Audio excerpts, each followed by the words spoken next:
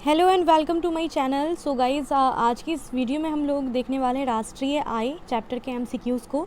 Indian economics का ये second chapter है लूसेंट ऑब्जेक्टिव बुक का। तो अगर आप लोग पहली बार वीडियो को देख रहे हो तो इससे पहले जो चैप्टर 1 का एमसीक्यूज़ है आप लोग उसके लिए प्लेलिस्ट को एक बार चेक कर लेना।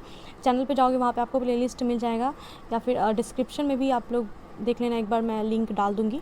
ओके, तो लूसेंट ऑब्जेक्टिव बुक का हम लोग subject wise chapter wise MCQs देख रहे हैं, ठीक है, जिसमें कि अभी इंडियन इकोनॉमिक्स का ये सेकंड चैप्टर है हमारा राष्ट्रीय आय, है ना। इसके एमसीक्यूज़ को देखेंगे तो ये इंपॉर्टेंट है ये चैप्टर राष्ट्रीय आय। ओके, सो वीडियो को एंड तक देखिएगा एंड वीडियो अच्छा लगेगा तो प्लीज़ वीडियो को लाइक कीजिएगा, और कोई डाउट होता है अगर आपको तो कमेंट में ज़रूर पूछ लेना। चैनल पे नए तो सब्सक्राइब भी कर लीजिएगा। तो स्टार्ट करते हैं। पहला जो क्वेश्चन है हमारा, भारत की राष्ट्रीय आय में सर्वाधिक योगदान किस क्षेत्र का है। तो भारत का जो राष्ट्रीय आय आता है इसमें सबसे ज़्यादा योगदान कौन सा क्षेत्र करता है। ऑप्शन है कृषि क्षेत्र, विनिर्माण क्षेत्र, व्यापार क्षेत्र या फिर बैंकिंग क्षेत्र। तो हम लोग पढ़ते आ रहे हैं ना कि भारत की जो राष्ट्रीय आय है इसमें जो सर्वाधिक योगदान रहा है ये रहता है, जो अक्सर हम लोग देखते पढ़ते हैं सेवा क्षेत्र का, जो कि तृतीय क्षेत्र होता है ना। लेकिन यहाँ पे ऑप्शन में सेवा क्षेत्र नहीं है, इसलिए भारत की राष्ट्रीय आय में सर्वाधिक जो योगदान है वो विनिर्माण क्षेत्र का होगा, ठीक है। विनिर्माण क्षेत्र का सबसे ज़्यादा योगदान है। कृषि क्षेत्र जो है ये इसमें पिछले वर्ष की तुलना में, वर्तमान का मैं भी बता रही हूँ, जो 2021-22 का जो इकोनॉमिक सर्वे आया है उसके हिसाब से, तो कृषि के क्षेत्र में जो 20-21 का जो था वो 3.6% वृद्धि हुआ था। इसकी तुलना में 2021-22 में 3.9% वृद्धि देखी गई है, ठीक है। तो इसमें थोड़ा सा वृद्धि देखा गया है। और विनिर्माण क्षेत्र जो कि औद्योगिक क्षेत्र है इसमें ये पिछले साल 7% था, जो कि इस वर्ष 7% की तुलना में 11.8% रहा है, तो काफ़ी ज़्यादा बढ़ा है, 4% बढ़ा है ये। तो भारत की राष्ट्रीय आय में सबसे ज़्यादा योगदान रहा है विनिर्माण क्षेत्र का, ऑप्शंस के हिसाब से। ओके, नेक्स्ट है, भारत की राष्ट्रीय आय का प्रमुख स्रोत क्या है। कृषि क्षेत्र, सेवा क्षेत्र, उद्योग क्षेत्र या फिर व्यापार क्षेत्र। तो देखो यहाँ पे जो आंसर होगा वो चेंज हो जाएगा, सेवा क्षेत्र होगा। भारत की राष्ट्रीय आय का प्रमुख स्रोत सेवा क्षेत्र है। कृषि क्षेत्र जो है इसका योगदान जो रहा है इस साल ये था 20.2%, ठीक है। और इसको कृषि क्षेत्र को प्रथम क्षेत्र बोलते हैं, ठीक है। सेवा क्षेत्र को तृतीय क्षेत्र कहा जाता है और उद्योग क्षेत्र जो है इसको द्वितीय क्षेत्र बोलते हैं। तो इसका योगदान था 25.9%, ठीक है। और सेवा क्षेत्र का कितना था, सबसे ज़्यादा 53.9%। तो राष्ट्रीय आय का प्रमुख स्रोत क्या है, सेवा क्षेत्र है, क्योंकि सबसे ज़्यादा योगदान सेवा क्षेत्र का ही होता है राष्ट्रीय आय में। नेक्स्ट देखते हैं, योजना काल में राष्ट्रीय आय में किस क्षेत्र का योगदान घटा है। कृषि का, विनिर्माण का, परिवहन का या फिर बैंकिंग का। तो किस क्षेत्र का योगदान जो है वो घटा है, तो सबसे कम जो योगदान है रहता है वो कृषि क्षेत्र का होता है, ठीक है। नेक्स्ट है, वर्तमान में भारत की राष्ट्रीय आय में किस क्षेत्र का सर्वाधिक योगदान है। तो राष्ट्रीय आय में सबसे ज़्यादा योगदान सेवा क्षेत्र का होता है। ये रट्टा मार लेना, इस टाइप का बहुत क्वेश्चन एग्जाम में भी पूछता है। नेक्स्ट क्वेश्चन है, जैसे जैसे अर्थव्यवस्था विकसित होती है राष्ट्रीय आय में तृतीय क्षेत्र का अंश क्या होगा, घटता है, तत्पश्चात बढ़ता है, बढ़ता है, तत्पश्चात घटता है, बढ़ता जाता है या फिर घटता जाता है। तो जैसे जैसे अर्थव्यवस्था विकसित होती है राष्ट्रीय आय में जो तृतीय क्षेत्र है, जो सेवा क्षेत्र है, ये क्या होता है, बढ़ता जाता है इसके साथ साथ। नेक्स्ट है, नियोजन के आरंभ में 1950 में नियोजन आरंभ हुआ था। इसमें भारत का जो सकल घरेलू उत्पाद है जिसको जीडीपी बोलते हैं, इसमें प्राथमिक क्षेत्र, द्वितीय क्षेत्र, तृतीय क्षेत्र का योगदान 1993-94 की कीमत पे यहाँ पे दे रखा है, इतना इतना इतना था। प्रथम क्षेत्र का 55.11 था, द्वितीय क्षेत्र का इतना था, तृतीय क्षेत्र का, जो कि 2014-15 के दौरान परिवर्तन होकर कितना हो गया। तो ये 14-15 का पूछ रहा है ना, तो इसलिए इस क्वेश्चन को हम लोग आगे बढ़ते हैं। 14-15 का क्वेश्चन है। नेक्स्ट क्वेश्चन पे आते हैं। तो वैसे अगर अभी के हिसाब से देखें तो मैंने पहले वाले क्वेश्चन में बताया था, फिर से एक बार यहाँ पे बता देती हूँ, ऐसे आप लोग कंफ्यूज नहीं होना। यहाँ पे 14-15 का पूछा है, हम लोग 21-22 का देखते हैं, ठीक है। 2021-22 का जो आया है उसके हिसाब से प्राथमिक क्षेत्र का योगदान कितना है, 20.2% है। ये आपको याद रखना इकोनॉमिक सर्वे का, क्योंकि इकोनॉमिक सर्वे से एग्जाम में क्वेश्चंस पूछते भी हैं। द्वितीय क्षेत्र का योगदान है 25.9% और तृतीय क्षेत्र का 53.9%, ठीक है, अभी वर्तमान के हिसाब से। चलो नेक्स्ट क्वेश्चन पे आते हैं। देश में राष्ट्रीय न्यायाधीश यानी कि एनएसएस की स्थापना कब हुई। एनएसएस जो है इसकी स्थापना 1950 में हुई। नेक्स्ट है, केंद्रीय सांख्यिकी संगठन सीएसओ की स्थापना कब हुई। तो ये क्वेश्चन भी एग्जाम में अक्सर पूछता है, तो ये 1951 में हुआ था इसका स्थापना, इसको याद रखिएगा। नेक्स्ट राष्ट्रीय आय क्या है। तो राष्ट्रीय आय जो है उत्पादन लागत पर निव्वल राष्ट्रीय उत्पाद, इसको राष्ट्रीय आय बोलते हैं। ये आईएएस में भी पूछा गया, एसएससी में भी पूछते हैं। नेक्स्ट क्वेश्चन है, भारत की राष्ट्रीय आय अनुमानित होती है योजना आयोग के द्वारा, वित्त मंत्रालय के द्वारा, केंद्रीय सांख्यिकी संगठन के द्वारा या फिर रिजर्व बैंक ऑफ इंडिया के द्वारा। तो भारत का जो राष्ट्रीय आय है ये अनुमानित करता है CSO, केंद्रीय सांख्यिकी संगठन, जिसकी स्थापना कब हुई थी 1951 में। नेक्स्ट है, निम्न में से किस राज्य की प्रति व्यक्ति आय सबसे अधिक है? तो ये वाला क्वेश्चन जो है इसको याद रखना है कि प्रति व्यक्ति आय जो है वो हर राज्य का अलग अलग है, जिसमें कि सबसे अधिक गोवा राज्य का है, ठीक है। और कितना है? 4,09,351 प्रति व्यक्ति आय। तो गोवा छोटा सा राज्य है और इसका प्रति व्यक्ति आय काफ़ी अधिक है, ठीक है। ऑप्शन ए राइट होगा। नेक्स्ट है, भारत में चालू मूल्य पे प्रति व्यक्ति न्यूनतम आय वाला राज्य कौन सा है? तो सर्वाधिक न्यूनतम आय जो है प्रति व्यक्ति आय जो बोलते हैं वो गोवा का है, लेकिन न्यूनतम अगर देखें तो बिहार का है, ठीक है। ये याद रखना, गोवा और बिहार। नेक्स्ट है, 1867-68 में भारत में प्रति व्यक्ति आय 20 रुपया था। ये सर्वप्रथम अभिनिश्चित किसने किया था? MG रानाडे ने, सर W हंटर ने, RC दत्त ने या फिर दादा भाई नौरोजी ने? तो इस क्वेश्चन को याद रखिएगा, इस पॉइंट को, कि दादा भाई नौरोजी जो थे ये पहले ऐसे व्यक्ति थे जिन्होंने 1867-68 में भारत का जो प्रति व्यक्ति आय सबसे पहले निश्चित किया था और ये बताया था कि भारत का जो प्रति व्यक्ति आय है वो 20 रुपये है, ठीक है। तो ये सबसे पहले किसने बताया था? दादा भाई नौरोजी ने बताया था। कब बताया था? 67-68 में, 1867-68 में। कितना बताया था ये भी याद रखना है, 20 रुपया। नेक्स्ट क्वेश्चन पे आते हैं, ड्रेन का सिद्धांत, द थ्योरी ऑफ ड्रेन किसने प्रतिपादित किया? तो ड्रेन सिद्धांत जो है, ड्रेन का सिद्धांत, ये दादा भाई नौरोजी ने दिया था अपनी पुस्तक the poverty and un-British rule in India. इसमें इन्होंने थ्योरी ऑफ ड्रेन के बारे में बताया है। ऑप्शन बी राइट होगा। नेक्स्ट है, भारत में राष्ट्रीय आय की गणना में किस विधि का प्रयोग किया जाता है? राष्ट्रीय आय की जो गणना करते हैं इसमें किस विधि का उपयोग करते हैं? उत्पत्ति गणना विधि का, आय विधि का, दोनों का, या फिर इनमें से कोई भी नहीं? तो भारत में राष्ट्रीय आय की गणना का जो है ये उत्पत्ति गणना विधि और आय विधि दोनों ही का प्रयोग किया जाता है इसमें। ऑप्शन सी राइट होगा। नेक्स्ट क्वेश्चन है, हिंदू वृद्धि दर जो है ये किससे संबंधित है? ये अक्सर एग्जाम में पूछता है, हिंदू वृद्धि दर किससे संबंधित है? ऑप्शन है प्रति व्यक्ति आय, राष्ट्रीय आय, साक्षरता या फिर जनसंख्या। तो हिंदू वृद्धि दर जो है ये संबंधित है राष्ट्रीय आय से। भारतीय अर्थव्यवस्था की 1950 से लेकर के 80 तक का जो निम्न वृद्धि दर था इसको हिंदू वृद्धि दर कहा जाता था, ठीक है। 1950 से 80 के बीच जो निम्न वृद्धि दर होते थे उसको हिंदू वृद्धि दर बोलते थे। तो ये राष्ट्रीय आय था। ये किससे संबंधित है? हिंदू वृद्धि दर राष्ट्रीय आय से। नेक्स्ट क्वेश्चन है, 1949 में गठित राष्ट्रीय आय समिति के अध्यक्ष कौन थे? DR Gadgil, PC Mahalanobis, VK Rao या फिर B नटराजन? तो 1949 में राष्ट्रीय आय समिति गठित हुआ था जिसके अध्यक्ष थे PC महालनोबिस। इनका पूरा नाम क्या था? प्रशांत चंद्र महालनोबिस। नेक्स्ट क्वेश्चन है, स्वतंत्रता पूर्व भारत की राष्ट्रीय आय के संबंध में किसने अनुमान लगाया था? स्वतंत्रता से पहले भारतीय राष्ट्रीय आय के बारे में किसने जो है अनुमान लगाए थे? नेशनल सैंपल सर्वे ने, CSO ने, केंद्रीय सांख्यिकी संगठन, या फिर नौरोजी और सिराज ने, या फिर उपर्युक्त सभी ने? तो दोस्तों स्वतंत्रता पूर्व जो है भारत की राष्ट्रीय आय के संबंध में अनुमान लगाया था नौरोजी और सिराज ने। तो सबसे पहला तो हमें पता है, सबसे पहले दादा भाई नौरोजी जो है इन्होंने ही दिया था 1867-68 में प्रति व्यक्ति राष्ट्रीय आय बताया था भारत का, और ये 20 रुपये प्रति व्यक्ति आय बताया था। उसके बाद 1911 में फिंडले सिराज थे, इन्होंने बताया था 49 रुपया प्रति व्यक्ति आय भारत का, ठीक है। तो स्वतंत्रता से पहले का बात हो रहा है, ठीक है। तो 1911 में सिराज ने और दादा भाई नौरोजी ने 1867-68 में बताया था।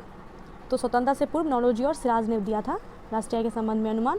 तो नौरोजी ने 20 रुपया बताया था और सिराज ने 1911 में 49 रुपया बताया था, ये भी याद रखना। नेक्स्ट क्वेश्चन है, स्वतंत्रता के पश्चात यानी स्वतंत्रता के बाद, ठीक है, देश की राष्ट्रीय आय का अनुमान लगाने के लिए भारत ने राष्ट्रीय आय समिति की स्थापना कब की थी? तो स्वतंत्रता के बाद जो है राष्ट्रीय आय का अनुमान लगाने के लिए भारत ने राष्ट्रीय आय समिति की स्थापना की थी, और ये जो स्थापना करी गई थी 4 अगस्त 1949 को की गई थी, और इसके अध्यक्ष कौन थे? PC महालनोबिस थे। नेक्स्ट क्वेश्चन पे आते हैं। नेक्स्ट है, स्वतंत्रता के बाद की समाअवधि के लिए राष्ट्रीय आय अनुमानों को किस श्रृंखला के अंतर्गत रखा गया था? परंपरागत श्रृंखला, पुनरीक्षित श्रृंखला, नवीन श्रृंखला, या इनमें से सभी? तो स्वतंत्रता के बाद की समाअवधि के लिए राष्ट्रीय आय अनुमान को जो है किस श्रृंखला के अंतर्गत रखा गया था? तो इन तीनों के ही अंतर्गत रखा गया था। तो ऑप्शन डी राइट होगा, परंपरागत श्रृंखला, पुनरीक्षित श्रृंखला और नवीन श्रृंखला। नेक्स्ट है, भारत में राष्ट्रीय आय की गणना किस आधार पर की जाती है? राष्ट्रीय आय की जो गणना है ये किस आधार पर करते हैं? चालू मूल्य के आधार पे और स्थिर मूल्य के आधार पे, दोनों ही के आधार पे किया जाता है, इसलिए ऑप्शन सी यहाँ से राइट होगा। नेक्स्ट है, वर्तमान में राष्ट्रीय आय समंकों की गणना किस आधार वर्ष पे की जाती है? तो देखो, चालू मूल्य के आधार पे और स्थिर मूल्य पे, चालू मूल्य पे भी होता है और स्थिर मूल्य पे जो है एक वर्ष निश्चित किया जाता है और उसके आधार पे होता है। तो वर्तमान में जो है स्थिर मूल्य के आधार पे जो हो रहा है ये किस वर्ष के आधार पे रखा जा रहा है? तो ये सारा ऑप्शन गलत है। पहले 2004-05 हुआ करता था, अभी वर्तमान में 2011 और 12 जो है ये आधार वर्ष है, ठीक है। 2011-12 जो ये आधार वर्ष है, ओके, तो ये सारे ऑप्शन गलत हैं। नेक्स्ट है, भारत में राष्ट्रीय आय की सही संगणना में आने वाली एक कठिनाई क्या है? राष्ट्रीय आय की संगणना में आने वाला एक कठिनाई क्या है? ऑप्शन है अमौद्रिक क्षेत्र का अस्तित्व, बचत की निम्न दर, अर्ध बेरोजगारी, मुद्रास्फीति। तो भारत में राष्ट्रीय आय की जो सही संगणना है इसमें आने वाला एक कठिनाई, इसमें एक है अमौद्रिक क्षेत्र का अस्तित्व। ऑप्शन ए राइट होगा। ओके, तो देखो नेक्स्ट क्वेश्चन पे आते हैं। तो यहाँ पे भारत में राष्ट्रीय आय की सही संगणना में कौन सी समस्या सामने नहीं आती, ये पूछ रहा है। यहाँ पे था कौन सी एक समस्या है, तो अमौद्रिक क्षेत्र का अस्तित्व एक समस्या है, और लेकिन यहाँ पे कि कौन सा समस्या नहीं है, तो अमौद्रिक क्षेत्र ये तो समस्या में आता है, तो ये होगा। ठीक है, पर्याप्त एवं सही सांख्यिकी विधियों की कमी, जन सहयोग की प्रचुरता, निर्यात उत्पादन में कमी। तो कौन सा यहाँ पे समस्या में के सामने नहीं आता, ये हमें बताना है। ठीक है, तो पर्याप्त एवं सही सांख्यिकी विधियों की कमी बिल्कुल भी नहीं है राष्ट्रीय आय की गणना में, तो ये वाला ऑप्शन जो है वो सही होगा। बाकी निर्यात उत्पादन में कमी, अमौद्रिक क्षेत्र का भी समानता, जन सहयोग की प्रचुरता, ये एक कठिनाई देखी जाती है राष्ट्रीय आय की गणना में। नेक्स्ट है, भारत में सर्वप्रथम राष्ट्रीय आय किसने आकलन किया था? तो सबसे पहले राष्ट्रीय आय जो आकलन किया था वो दादाभाई नौरोजी ने किया था 1867 to 68 में। कितना बताया था प्रति व्यक्ति आय? 20 रुपया। नेक्स्ट है, दादाभाई नौरोजी ने अपने धन का पलायन, ड्रेन थ्योरी जो है, इस सिद्धांत का किस पुस्तक में वर्णन किया है? तो मैंने आपको वहीं पे बताया था poverty and un-British rule of India, इस पुस्तक में इन्होंने ड्रेन थ्योरी दिया है। नेक्स्ट है, भारत की राष्ट्रीय आय में सर्वाधिक योगदान किसका है? प्राथमिक क्षेत्र का, द्वितीय क्षेत्र का, तृतीय क्षेत्र का, सभी का बराबर है। मैंने बोला था रट्टा मार लेना, तृतीय क्षेत्र यानी कि सेवा क्षेत्र जो है इसका राष्ट्रीय आय में सबसे ज़्यादा योगदान है, और वर्तमान में अभी कितना है? 53.9% है। ये भी याद रख सकते हैं आप लोग, ये हर साल चेंज होता रहेगा, तो अपना अपडेट करते रहना। नेक्स्ट क्वेश्चन है, भारत की राष्ट्रीय आय में किस क्षेत्र का सबसे कम योगदान है? तो प्राथमिक क्षेत्र का सबसे कम योगदान है, प्राथमिक क्षेत्र यानी कि कृषि क्षेत्र, इसका कम योगदान है। नेक्स्ट आते हैं, भारत में राष्ट्रीय आय की गणना किसके द्वारा की जाती है? तो CSO राष्ट्रीय आय की गणना करता है, केंद्रीय सांख्यिकी संगठन। नेक्स्ट है, किसी देश की आर्थिक वृद्धि की सर्वाधिक उपयुक्त माप क्या है? GDP है, NDP है, NNP है, या फिर प्रति व्यक्ति उत्पाद है? तो किसी भी देश की आर्थिक वृद्धि की सर्वाधिक जो उपयुक्त माप है वो सकल घरेलू उत्पाद है, यानी कि GDP है। नेक्स्ट, राष्ट्रीय आय का परिकलन निम्नलिखित में से किस एक को छोड़कर अन्य सभी तरीकों से किया जा सकता है? राष्ट्रीय आय का जो परिकलन है जिन तरीकों से होता है उसमें ऑप्शंस दिए गए हैं, इसमें से कौन सा तरीका है जो नहीं है? बाकी सारा तरीका है राष्ट्रीय आय के परिकलन करने का। तो पहले हम लोग ऑप्शन देखते हैं, सभी प्रकार की बचत का योग, सभी प्रकार के निर्गतों का योग, सभी व्ययों का योग, या फिर सभी प्रकार की आय का योग। तो राष्ट्रीय आय का जो परिकलन है ये इसमें से जितने भी तरीके हैं, सभी व्ययों का योग इस तरीके से भी होगा, सभी प्रकार की आय का योग भी होगा, सभी प्रकार के निर्गतों का योग भी होगा, सभी प्रकार के बचत का योग जो है ये राष्ट्रीय आय के परिकलन का तरीका नहीं है। तो ऑप्शन ए हमारा सही होगा, इसको छोड़कर सारे हैं। नेक्स्ट है, निम्नलिखित में किसको राष्ट्रीय आय में शामिल नहीं किया जाता है? राष्ट्रीय आय में किसको शामिल नहीं करते हैं? ऑप्शन है, मालिक के कब्जे में मकानों का आरोपित किराया, नए पुलों के निर्माण पर किया गया सरकारी व्यय, लॉटरी जीतना, किसी मकान की बिक्री के लिए एजेंट को दिया गया कमीशन। तो राष्ट्रीय आय में लॉटरी जीतना शामिल नहीं है। नेक्स्ट क्वेश्चन पे आते हैं, प्रति व्यक्ति आय निकालने के लिए राष्ट्रीय आय को किससे भाग दिया जाता है? तो प्रति व्यक्ति आय कैसे निकाला जाता है? प्रति व्यक्ति आय इक्वल टू होता है राष्ट्रीय आय डिवाइडेड बाय क्या होता है? देश का कुल जनसंख्या, जितनी जनसंख्या है उसे राष्ट्रीय आय को डिवाइड करते हैं, भाग देते हैं। ठीक है, नेक्स्ट है, भारत की राष्ट्रीय आय के बारे में कौन सा कथन सही है? सही कथन हमें बताना है, सेवाओं की अपेक्षा कृषि का प्रतिशत हिस्सा अधिक है। तो बिल्कुल गलत है, कृषि जो है कृषि क्षेत्र का योगदान कम है, सेवा क्षेत्र का सबसे ज़्यादा है ना, तो ये तो गलत हो जाएगा।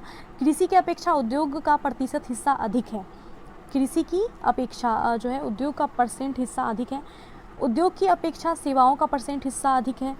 संयुक्त रूप से, ये भी सही है ये कथन, और ये कथन भी सही है अभी फिलहाल से। ऑप्शन डी है कि संयुक्त रूप से कृषि और उद्योग की अपेक्षा सेवाओं का परसेंट अधिक है। तो सबसे जो सटीक का आंसर होगा वो ऑप्शन डी होगा कि कृषि और उद्योग की अपेक्षा सेवा का परसेंट अधिक है ना।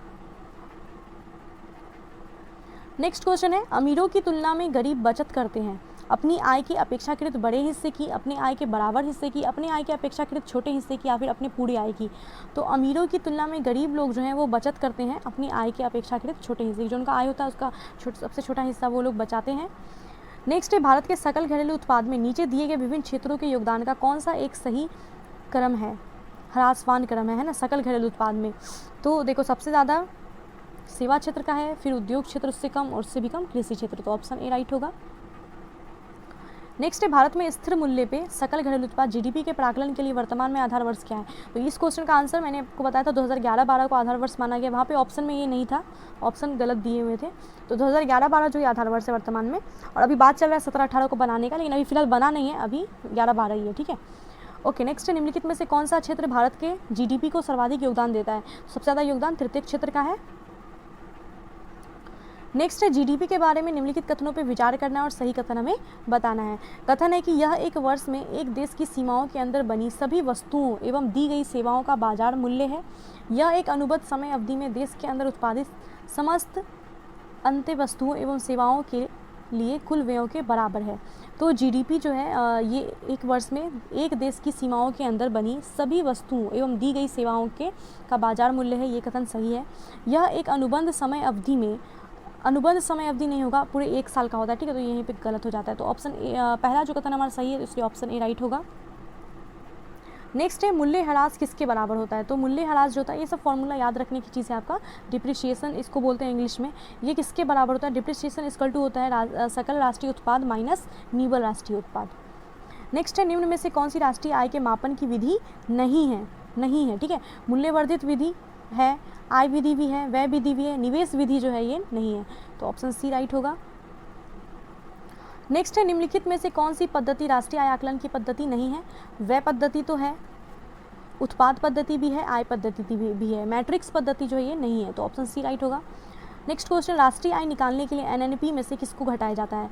तो राष्ट्रीय आय को निकालने के लिए एनएनपी माइनस करते हैं किसको, अप्रत्यक्ष कर को। अप्रत्यक्ष कर क्या होता है, वो कर जिससे सीधे जनता से नहीं लिया जाता है, लेकिन किंतु इसका जो बोझ है वो जनता के ही ऊपर पड़ता है, तो एक तरह से अप्रत्यक्ष कर हो गया ये, लेकिन सीधे नहीं लेते हैं जनता से, लेकिन इनडायरेक्टली जो है उसका बोझ जनता के ही ऊपर है, तो ये एक अप्रत्यक्ष कर है। तो राष्ट्रीय आय निकालने के लिए एनएनपी में से अप्रत्यक्ष कर को माइनस करते हैं। नेक्स्ट क्वेश्चन है जीएनपी से एनएनपी निकालने के लिए किसको घटाया जाता है। ये कुछ फॉर्मूला है, ठीक है, अगर आप लोगों ने ये चैप्टर पढ़ा होगा, फॉर्मूला आपको याद रखना है। जीएनपी से एनएनपी निकालने के लिए घटाया जाता है किसको, ह्रास को। ओके, नेक्स्ट है सकल राष्ट्रीय उत्पाद माइनस मूल्य ह्रास इक्वल टू क्या होता है। सकल घरेलू उत्पाद में से मूल्य ह्रास को माइनस करेंगे तो निव्वल राष्ट्रीय उत्पाद होगा। सकल राष्ट्रीय उत्पाद इक्वल टू हमने देखा भी था, तो ये निव्वल राष्ट्रीय उत्पाद होगा। नेक्स्ट है किसी देश का निव्वल राष्ट्रीय उत्पाद यानी कि एनएनपी जो है ये क्या होता है। सकल घरेलू उत्पाद में मूल्य ह्रास भत्ते को जोड़कर, सकल घरेलू उत्पाद में विदेशों से निव्वल आय को जोड़कर, सकल घरेलू उत्पाद में विदेशों से निव्वल आय घटाकर, या फिर सकल घरेलू उत्पाद में मूल्य ह्रास भत्ते को घटाकर। तो किसी देश का जो निव्वल राष्ट्रीय उत्पाद है यानी कि एनएनपी जो होता है वो क्या होता है, सकल घरेलू उत्पाद यानी कि जीडीपी में मूल्य जो ह्रास भत्ता है इसको घटाया जाता है ना। सकल राष्ट्रीय उत्पाद में से मूल्य ह्रास को घटाया जाता है, तो ये निव्वल राष्ट्रीय उत्पाद होता है। यही फॉर्मूला है, यही क्वेश्चन है, क्वेश्चन मतलब सेम है, बस पूछने का जो तरीका है उसको चेंज करा गया है। नेक्स्ट है आर्थिक विकास का सर्वोत्तम सूचकांक उपलब्ध कराया जाता है वर्ष प्रति व्यक्ति वास्तविक आय में वृद्धि द्वारा, वर्तमान कीमतों पर राष्ट्रीय आय में वृद्धि द्वारा, बचत अनुपात में वृद्धि द्वारा, भुगतान संतुलन की स्थिति में सुधार के द्वारा। तो आर्थिक विकास का सर्वोत्तम सूचकांक जो है ये उपलब्ध कराया जाता है वर्ष प्रति व्यक्ति वास्तविक आय में वृद्धि द्वारा। नेक्स्ट है अंतर्राष्ट्रीय समुद्र में भारतीय मछुआरों के द्वारा पकड़ी गई मछलियाँ निम्नलिखित में से किसकी जीडीपी का हिस्सा है। तो भारतीय मछुआरे के द्वारा जो अंतर्राष्ट्रीय समुद्र है वहाँ पे मछलियाँ पकड़ी जाती है, किसके जीडीपी का हिस्सा है, तो ये अपने भारत के ही जीडीपी के हिस्से में आता है। नेक्स्ट है आय विधि से राष्ट्रीय आय का आकलन करते समय निम्नलिखित में से किसको शामिल नहीं किया जाता। तो आय विधि से अगर जब राष्ट्रीय आय का आकलन करते हैं तो इसमें क्या शामिल नहीं करते हैं, इसको बताना है। किराया शामिल करते हैं, मिश्रित आय भी शामिल करते हैं, पेंशन को भी शामिल किया जाता है। अवितरित आय जो है इसको शामिल नहीं करते हैं जब आय विधि से राष्ट्रीय आय निकालते हैं तब, ठीक है।